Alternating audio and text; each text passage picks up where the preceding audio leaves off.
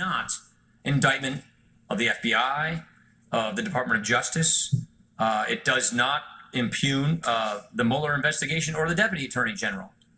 What it is the Congress's legitimate function of oversight to make sure that the FISA process is being used correctly, and that if it wasn't being used correctly, that needs to come to light and people need to be held accountable. Now, just moments ago, the former FBI Director James Comey went off on Twitter invoking McCarthyism, writing, "All should appreciate the FBI speaking up. I wish more of our leaders would. But take heart, American history shows that in the long run, weasels and liars never hold the field so long as good people stand up. Not a lot of schools or streets named for Joe McCarthy." Now, that mention at the beginning of the FBI speaking up, a reference to the statement put out yesterday by his successor, current FBI Director Christopher Wray, that this memo should be kept under wraps. Meanwhile, CNN claimed today that Wray was threatening to resign if the president lets this memo out. NBC News knocking that down as false. And we should note that people who have seen this Republican memo have suggested that James Comey will have some explaining to do, which may explain that fiery tweet, Martha. Ed, thank you so much. So my next guest has been demanding the release of this memo for weeks. Florida Congressman Matt Gaetz. Congressman, good to see you tonight. Thanks for being here. You heard Adam Schiff saying that there were material changes made to this memo. So he's suggesting that things were slipped into it that they're not aware of. Is that true? Absolutely not. I've reviewed the version of the memo that was voted on by the House Intelligence Committee and the version that was sent to the White House, and you could about hold the both of them up to a lamp and they would look identical. The changes were grammatical in nature. There was a syntax change, but absolutely nothing was added to this memo that would alter its complexion, its content, or that would change the context. And I would remind Director Comey, I don't know that too many schools or streets are going to be named after him once this memo is into the public square. All right. Well, we'll see about that. In terms of the revelations that are in this memo, we just heard Ed Henry saying that Devin Nunes believes that there are substantive issues that are in this memo. Now, the pushback tonight is that it's not going to live up to the hype, that even the White House is concerned that they don't want to be too far out on a limb on this thing. You also are out on a limb. You have spoken out very strongly about this. You said it was a Watergate 2, KGB style tactics, I believe, is also something that you said. Are you standing by all those statements tonight? I don't think those were my statements, Martha, but I do believe that there are jaw-dropping revelations about the extent to which the FBI and Department of Justice were weaponized politically to go after the folks that they didn't line up with from an ideological or electoral standpoint. That's deeply unfortunate, whether you're a Democrat or Republican, an independent or a Whig. And that's why I'm hopeful that the release of this memo will create a bipartisan opportunity to evaluate the type of country we want to have, the type of surveillance protocols, and the type of oversight that would stop this type of abuse from happening in the future. I would disagree with Speaker Ryan. I have a great deal of respect for him, but I think that the substance of this memo absolutely implicates senior officials at the Department of Justice and the FBI, and I think that it shows that the entire Mueller investigation should have never been started in the first place, that it is built on a false, rotten premise, and I think that the American people will agree once they have the opportunity to review this unredacted memo. All right, so tell me, what's your confidence level that this is going to be released, and what's the time frame? I know when I talked with the president about it at the end of the State of the Union, he turned to me and said, can you imagine if we didn't release the memo, people would be so mad. So I think the president, as usual, has his finger on the pulse of the American electorate. He knows there's an expectation that we're going to have a transparent, adult conversation about what happened in the senior levels of the FBI and Department of Justice. And I think heads are going to roll. We already see some folks that are choosing to make career changes, and I don't think we've seen the end of it. Are you referring to Andrew McCabe? Andrew McCabe and Mr. Rybicki as well. All right. So in terms of the Senate Intel Committee, some of them have expressed a desire to look at this. Why wouldn't you want them to look at it before it's released? I have no objection to members of the Senate reviewing the memo. If they want to come on over, they just have to talk to the chairman about that. All right. In terms of what it reveals, there's reporting that says that it will reveal that FISA was misled with the information that was presented to them. Can you confirm that? I wish I could. Unfortunately, I can't confirm or deny the contents of the memo. I will say that the misleading of a court is a very serious offense.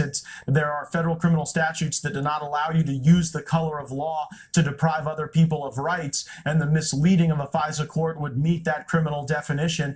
I think that the American people will be very interested in the manner in which information was validated that was presented to the FISA court. It's not just about what's handed over. It's about how that information was validated and ensuring that we've got confidence that the activities of these secret courts are not prejudiced by politics. So that suggests that they were complicit in what you're seeing.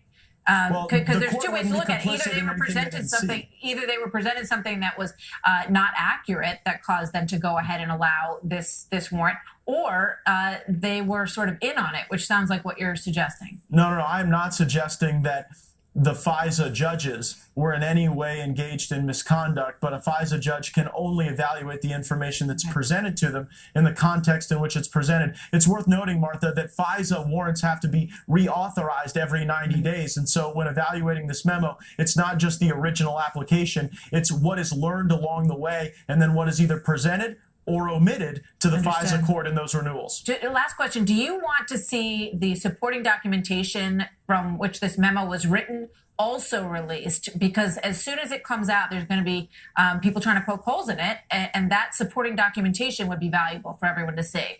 Yeah, I agree. Actually, Representative Lee Zeldin has taken the lead on this issue, demanding that in our letter to Chairman Nunes, signed by over 60 members of the Congress, that we included a demand for the most robust supporting information that can reasonably be released. But this memo is an opinion. It's not conjecture. It is a statement of verifiable facts. And I think that its veracity will be upheld in the court of public opinion for sure. Congressman Matt Gaetz, thank you very much. Good to have you here tonight. Thank you. So from the start of the Russia investigation, Democrats and many in the media have called for transparency with everything that involves this. But now that the memo is on the verge of being released, some of those same people are calling for the opposite of that. They want it to be withheld from view by the American people. So here now, Lisa Booth, a Fox News contributor, and Juan Williams, co-host of The Five and a Fox News political analyst. Good to see you both. So that's where I want to start, Juan. This is a work product of a congressional committee, and they put together this memo. They've gone through the proper channels to release it, sent it to the White House. The president, we understand, is about to sign off on it. So why wouldn't the American people be able to see it? Well, it's the work of the Republicans on the committee. Well, they have the majority on the committee. Correct. So it's the work of people, and especially Devin Nunes, the chairman of the House Intel Committee, who has, as you know, obviously been in coordination with the White House on the unmasking issue earlier, where he had subsequently then to recuse himself. Now he's back as chair. And the question, Martha, is if you are truly engaged in an act of transparency, why not release the documentation that attaches to it, which was your last question to Congressman Gaetz. I would say this, though.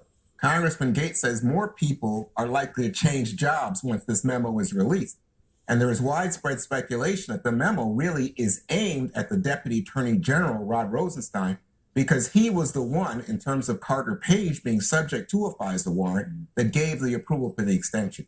So if that's what this is about, then what we heard from Speaker Ryan is ridiculous. This is not a surgical thing that's intended to be about the use of the FISA. This is about discrediting the FBI, discrediting the Justice Department, discrediting the Mueller investigation of President Trump. Lisa.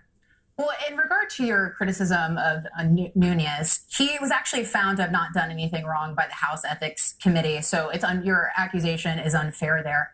Secondly, where Adam Schiff says that he is concerned about the process of classified information, where was he when the conversation between Michael Flynn and Kislyak was illegally released and a crime was broken with that? Where was he when Hillary Clinton was emailing on a server and an email system that was as secure as Gmail on foreign soil with classified information? I don't remember him speaking up about that either. So, where was the concern with that? So and also the criticism of Republicans having concerns with the FBI or the DOJ. It was Democrats and Democratic leadership not that long ago with Harry Reid saying that Comey violated the Hatch Act.